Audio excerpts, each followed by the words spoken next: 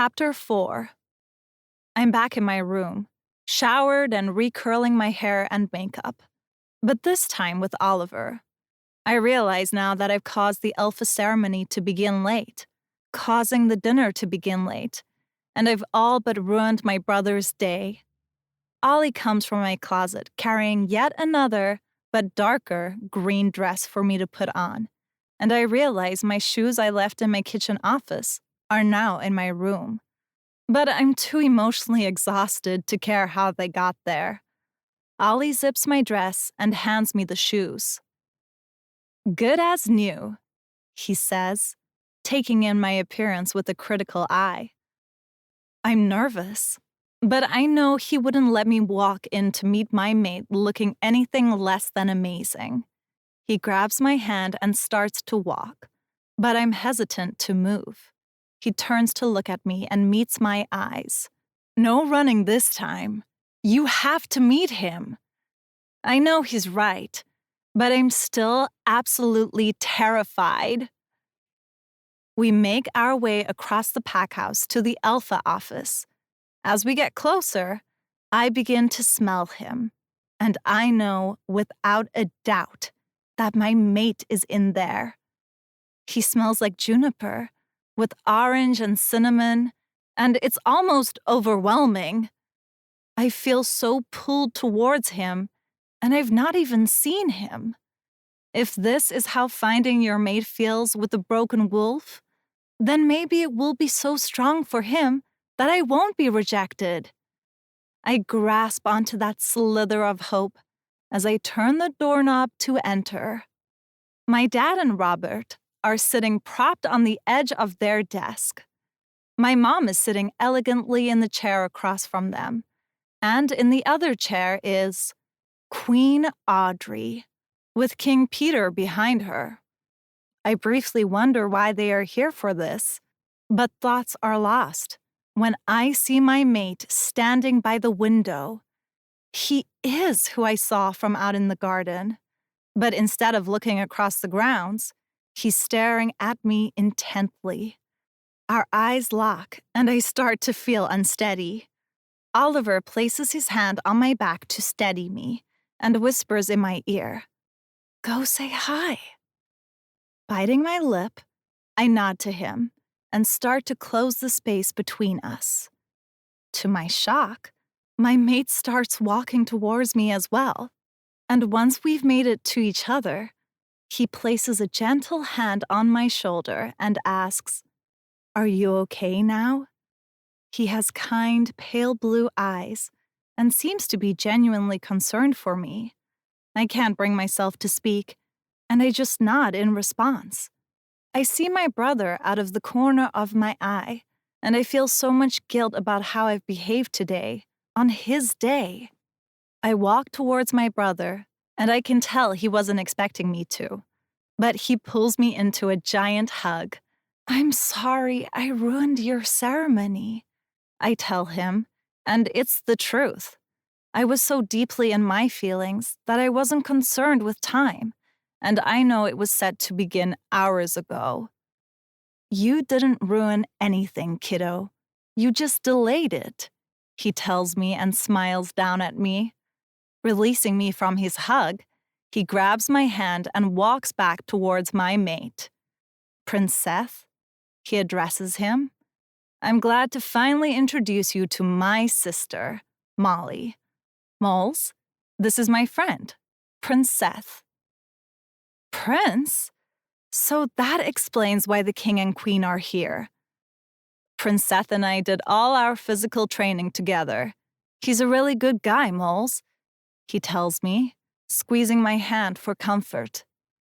"Hi," I say, looking at Prince Seth. He's big, the biggest in the room. He's so tall, and his shoulders are broad and strong. His hair is dark and nearly to his shoulders, but he has his mom's light blue eyes. I know I should say something more, but this entire situation feels so intimidating. "Hi," he returns to me with a kind smile and reaches out his hand to me. I release my brother and place my hand in his, and he surprises me by bringing my hand to his lips and places a gentle kiss on it. It's so nice to finally meet the famous Molly that I've heard so much about, he says with a smile. Everyone is watching me, and I feel even more uncomfortable. Maybe we should get the ceremony started soon, I say, turning to everyone in an attempt to take all the attention off of me.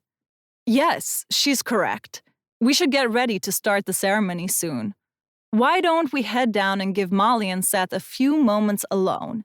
My dad says, as he stands and walks over to kiss me on the forehead. My mom follows over, just behind him, and grabs my free hand while she leans in and whispers, "He's handsome," quietly in my ear. They head to the door with Robbie, while King Peter and Queen Audrey meet them there, and they all exit with my dad closing the door behind them. I thought I'd feel more comfortable without everyone looking at us, but now that we're alone, I'm even more nervous. He seems kind. I guess when he rejects me, maybe he won't be too harsh. So, he says, breaking the silence between us. Your mom thinks I'm handsome. And I can't help but laugh. I don't think she meant for him to hear her, but I'm glad he did.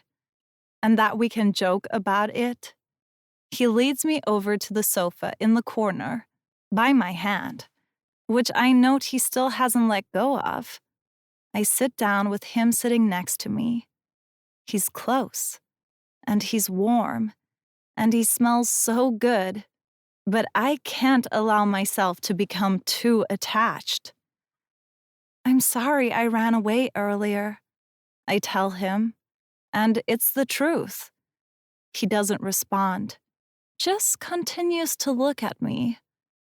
I wasn't trying to be rude, I continue. I know this is really disappointing for you. I finish as my voice lowers to just barely above a whisper. Why would I ever be disappointed with you? He says, and I can see from his face that he appears to be genuinely surprised by my words. Maybe I read this whole situation wrong. Everyone, the whole of both families, was up in my dad's office, while I sat in the garden and cried. They must have talked about me. Surely he knows. And I don't have the words to adequately describe what a mess I am. But I try because he deserves to know before he gets stuck with me. I'm a broken wolf, Prince Seth. And as I pause to figure out how to explain myself, he finally lets go of my hand, but only so he can gently place his finger under my chin to pull my face to look at him. It's just Seth to you. You're my mate, my equal. Never Prince to you. Only ever Seth. You'll be Princess Molly soon, and eventually Queen, but you'll always be my equal. It's at that moment that it hits me that Prince Seth isn't just his name, but his actual identity, and that being his mate comes with so much more that I'm not made for. Little girls dream of being a princess someday, but for me, it's an absolute nightmare. I can't be queen. I'm not even a real wolf. I saw you in the window and thought my family would have told you. I'm so sorry, I say as my chest begins to hurt and I can barely breathe. You are a real wolf, though. It's in your scent. My wolf is sure of it. I'm not, though. I don't have a wolf. I've never shifted, and I'm not built as muscular. If anything happens to me, I can't save myself. I'll just be a huge liability. No, he snaps at me, and I can see a flash of anger in his eyes. You are not a liability. You're my mate. The goddess made you for me. The goddess didn't make me for anyone, Seth. No one wanted me, I say as my voice begins to waver. This isn't going how I thought. I never dreamed I'd have to convince my maid I wasn't good enough. But this man just keeps surprising me as he grabs me and pulls me onto his lap. There are people who do want you, Molly. I want you. Your parents adopted you. They wanted you. Robert always wanted you. He never stopped talking about you during training. You're different, Molly. But that doesn't mean you're not enough and that you're not wanted, he tells me as he just holds me on his lap. I think maybe we should talk about this later, I tell him as I stand up, and he lets me, but keeps his hands on my hips. I've ruined Robbie's day enough. We should head downstairs. Okay, Molly. We can talk about it later tonight, he says while standing. I note that he still hasn't let go of me, as he leans down and kisses my forehead. You are wanted, he says as he takes my hand and leads me towards the door. You're mine.